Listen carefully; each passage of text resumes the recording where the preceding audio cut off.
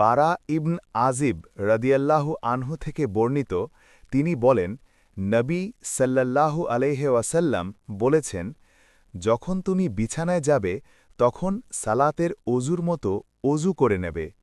তারপর ডান পার্শ্বে শুয়ে বলবে, আল্লাহুম্মা আসলামতু ওয়াজহি ইলাইকা ওয়া ফাওয়াদতু আমরি ইলাইকা ওয়া আলজাতু যহরি ইলাইকা রগবাতান ওয়া রাহবাতান ইলাইকা লা মালজা ওয়ালা মনজা মিনকা ইল্লা ইলাইকা আল্লাহুম্মা আমানতু বিকিতাবিকা আল্লাযী আনজালতা।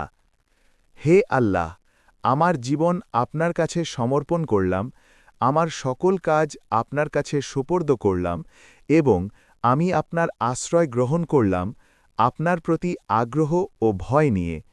আপনি ছাড়া কোনো আশ্রয়স্থল ও নাজাতের স্থান নেই। হে আল্লাহ, আমি ঈমান আনলাম আপনার নাজিলকৃত কিতাবের উপর এবং আপনার প্রেরিত নবীর উপর।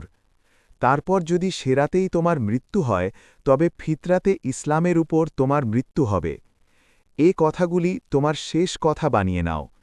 তিনি বলেন, আমি নবী সাল্লাল্লাহু আলাইহি ওয়াসাল্লামকে এই কথাগুলি পুনরায় শোনালাম। যখন আল্লাহুম্মা আমানতু বিকিতাবিকা আল্লাযী আনজালতা পর্যন্ত পৌঁছে ওয়া রাসূলুকা বললাম, তখন তিনি বললেন, না, বরং ওয়া নবিয়্যিকাল্লাযী আরসালতা। সহিহ বুখারী, হাদিস নম্বর 245।